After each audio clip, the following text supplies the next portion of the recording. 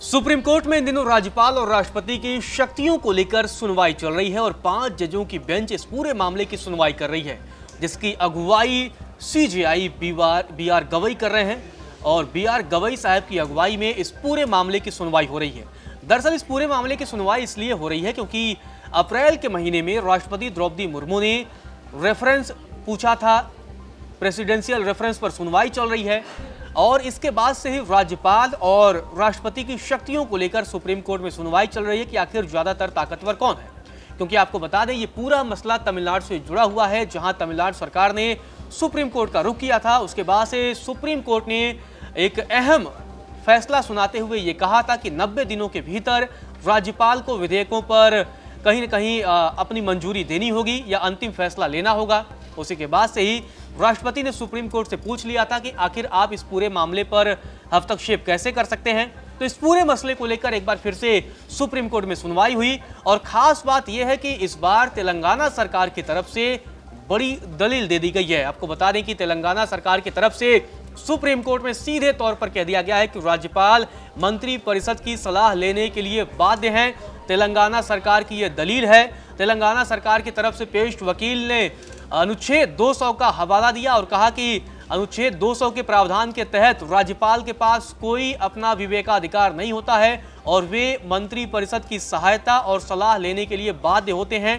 तो ये दलील तेलंगाना सरकार की तरफ से दी गई है। आप बता दें आज ही ये दलील दी गई है और कहा गया है कि राज्यपाल अभियोजन स्वीकृत देने के मामले में भी मंत्री परिषद की सलाह लेने के लिए बाध्य होते हैं। और आगे ये भी दलील दी गई जब कोई मंत्री या मुख्यमंत्री किसी आपराधिक मामले में शामिल हो तभी राज्यपाल पर यह बाध्यता नहीं होती है। तो सीधे तौर पर यह दलील दी गई है। आपको बता दें सुप्रीम कोर्ट में इस पूरे मसले की सुनवाई लंबे टाइम से जारी है। आपको बता दें भारत के मुख्य न्यायाधीश जस्टिस बी.आर. गवई की अध्यक्षता वाली 5 जजों की बेंच इस पूरे मामले की सुनवाई कर रही है।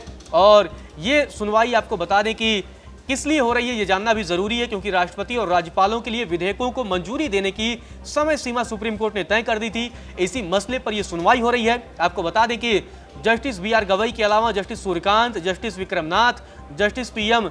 नरसिम्हा और जस्टिस ए.एस. चंदुरकर इस पूरे मसले की सुनवाई कर रहे हैं। तो इसी बीच तेलंगाना सरकार की तरफ से बड़ी दलील दी गई। उनकी तरफ से आपको बता दें कि अधिवक्ता निरंजन रेड्डी पेश हुए। उन्होंने सुप्रीम कोर्ट के 5 जजों के सामने ये दलील दी और कहा कि राष्ट्रपति के संदर्भ पर जब सुनवाई चल रही थी तो उन्होंने कहा कि सीधे तौर पर अनुच्छेद 200 के प्रावधान के तहत राज्यपाल के पास अपना कोई विवेकाधिकार नहीं होता। वे मंत्रिपरिषद की सहायता और सलाह लेने के लिए बाध्य होते हैं। अनुच्छेद 200 का हवाला दिया गया है और साथ ही क्या कुछ कहा गया ये भी हम आपको बता देते हैं। आपको बता दें कि आखिर अनुच्छेद 200 पर बहस क्यों हो रही है और अनुच्छेद 200 है क्या, ये भी आपको जान लेना जरूरी है। दरअसल अनुच्छेद 200 राज्य विधानमंडल द्वारा पारित विधेयकों के संबंध में राज्यपाल की शक्तियों को नियंत्रित करता है, जिससे उन्हें विधेयक को मंजूरी देने, मंजूरी रोकने, विधेयक को पुनर्विचार के लिए वापस करने या राष्ट्रपति के विचार के लिए विधेयक को आरक्षित करने का अधिकार मिलता है। तो ये अनुच्छेद 200 में जिक्र है। आपको बता दें कि जब मंगलवार को पूरे मसले की सुनवाई हुई थी तब सुप्रीम कोर्ट ने कहा था कि राज्यपालों से समय के भीतर कार्रवाई की अपेक्षा की जाती है। तब भी सुप्रीम कोर्ट ने अपनी पुरानी बात दोहराई थी और यह भी कहा था कि भले ही अनुच्छेद 200 में यथाशीघ्र शब्द न हो तो सीधे तौर पर अनुच्छेद 200 पर अब बहस चल रही है। आपको बता दें कि अदालत में राष्ट्रपति द्रौपदी मुर्मू द्वारा भेजे गए 14 प्रश्नों पर सुनवाई चल रही है, जिसमें से आपको बता दें कि राष्ट्रपति ने पूछा था कि क्या न्यायिक आदेश राज्य विधानसभाओं द्वारा पारित विधेयकों पर विचार करते समय राष्ट्रपति द्वारा विवेकाधिकार के प्रयोग के लिए समय सीमाएं निर्धारित कर सकते हैं। 14 सवाल राष्ट्रपति ने पूछे थे, जिसे प्रेसिडेंशियल रेफरेंस कहा जा रहा था और इस पूरे मसले पर सुनवाई हुई थी। लेकिन आपको बता दें कि जब मंगलवार को सुनवाई हुई तो मंगलवार को सुनवाई के दौरान आपको बता दें कि आरिफ मोहम्मद खान का भी जिक्र हुआ। जी हाँ, केरल के भी राज्यपाल रह चुके थे और मौजूदा समय में बिहार के राज्यपाल हैं। तो जब मंगलवार को पूरे मामले की सुनवाई हो रही थी तो आरिफ मोहम्मद खान के नाम का भी जिक्र हुआ। इस दौरान सीजीआई की तरफ से टिप्पणी भी की गई। आपको बता दें कि कल से ही अनुच्छेद 200 पर बहस जारी है और उसी अनुच्छेद 200 बहस पर लेकर के अब तमाम जो है कहीं ना कहीं ये पूरा बहस जारी है कि आखिर राज्यपाल की शक्तियां क्या है। राज्यपाल की शक्तियों को लेकर बहस जारी है।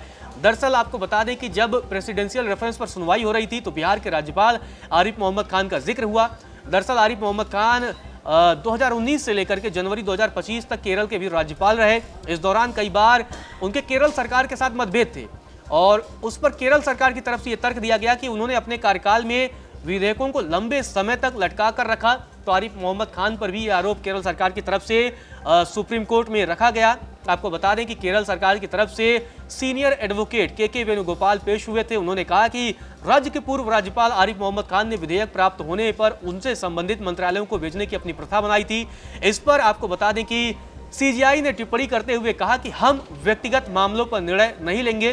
तो सीधे तौर पर यह सीजीआई की तरफ से बड़ी टिप्पणी की गई थी, क्योंकि पूरा मसला है राज्यपाल की शक्तियां बनाम सुप्रीम कोर्ट। सुप्रीम कोर्ट ने तय समय सीमा के भीतर उस पर फैसला लेने के लिए कहा था और जब केरल सरकार की तरफ से आरिफ मोहम्मद खान का जिक्र किया जा रहा था तो उस पर सीजीआई बीआर गवई की तरफ से ये बड़ी टिप्पणी आई। उन्होंने कहा कि हम व्यक्तिगत मामलों पर निर्णय नहीं लेंगे।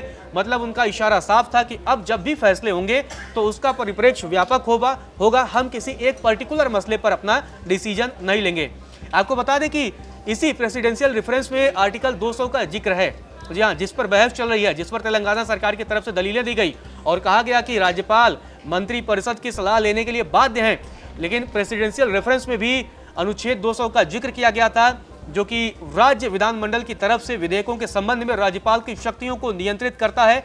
तो अब इसके अलावा आपको बता दें कि सुप्रीम कोर्ट इसी मसले पर सुनवाई कर रही थी और यह भी है कि क्या अनुच्छेद 200 और 201 के तहत राज्यपाल और राष्ट्रपति पर समय सीमा लागू की जा सकती है। इस पूरे मसले पर भी सुनवाई होगी, क्योंकि अनुच्छेद 200 और अनुच्छेद 201 में राज्यपालों की शक्तियों का तो जिक्र है लेकिन समय सीमा का कहीं जिक्र नहीं है। जिस पर जब बुधवार को सुनवाई हुई तो बुधवार को एक अहम टिप्पणी की गई सुप्रीम कोर्ट की तरफ से और सुप्रीम कोर्ट ने यह भी कहा कि हम अपेक्षा करते हैं कि राज्यपाल जल्दी फैसला लेंगे, भले ही अनुच्छेद 200 में यथाशीघ्र शब्द का जिक्र न हो। तो सुप्रीम कोर्ट की तरफ से यह टिप्पणी भी की गई है। आपको बता दें ये बड़ी ही दिलचस्प बहस हो रही है और लगातार आपको बता दें कि कई राज्य जो है वो विरोध कर रहे हैं, सुप्रीम कोर्ट के फैसले का समर्थन कर रहे हैं, तो जो प्रेसिडेंशियल रेफरेंस है उसका विरोध कर रहे हैं। इसी बीच आपको बता दें कि पंजाब सरकार की तरफ से भी दलीलें दी गई। पंजाब सरकार की तरफ से सुप्रीम कोर्ट में यह कहा गया कि संविधान निर्माताओं ने अनुच्छेद 200 में यथाशीघ्र शब्द रखा है और विधेयकों को स्वीकृति देने के लिए 3 महीने की समय सीमा निर्धारित करने के लिए कोर्ट के लिए कोई बाधा नहीं है। इस पर बेंच ने कहा कि अगर यथाशीघ्र शब्द न भी हो तो भी राज्यपाल से उचित समय के भीतर कार्रवाई करने की अपेक्षा की जाती है। तो ये पूरा मसला चल रहा है। अब अनुच्छेद 200 पर पूरा मामला आके टिका हुआ है और अब अनुच्छेद 200 को लेकर ही पूरा ये है कि आखिर इसको डिफाइन कैसे किया जाए। क्या राज्यपाल के पास असीम शक्तियां हैं? क्योंकि पिछले दिनों जब मामले की सुनवाई हुई थी तो सरकार की तरफ से यह कहा गया था कि अगर किसी राज्य में कानून व्यवस्था वहाँ हालत खराब हो जाती है तो क्या राज्यपाल कोर्ट में जाके अपील करेंगे सुप्रीम कोर्ट में कि भाई हमें वहाँ पुलिस भेजनी है, हमें वहाँ राष्ट्रपति शासन लगाना है। तो इसी मसले पर पूरा बहस है। अब ये देखना दिलचस्प होगा, क्योंकि जिस तरीके से 14 सवाल राष्ट्रपति द्रौपदी मुर्मू ने सुप्रीम कोर्ट से पूछे हैं, तो अब सुप्रीम कोर्ट क्या क्या फैसले उन पर सुनाता है। क्योंकि कई सारे ऐसे मसले हैं जहां राज्यपाल की अपनी शक्तियां हैं, राज्यपाल का अपना विशेषाधिकार है, लेकिन कई राज्य सरकारों का यह तर्क है कि राज्यपाल का अपना कोई विवेकाधिकार नहीं होता है। वो राज्य की कैबिनेट के प्रति कहीं न कहीं उसको पालन करना ही होगा और जो भी सलाह मंत्री परिषद की तरफ से आएगा उसे मानना होगा। इस पूरी खबर पर हमारी नजर बनी रहेगी। आगे जैसे ही कुछ इस मामले में अपडेट आता है हम आप तक पहुंचाते रहेंगे।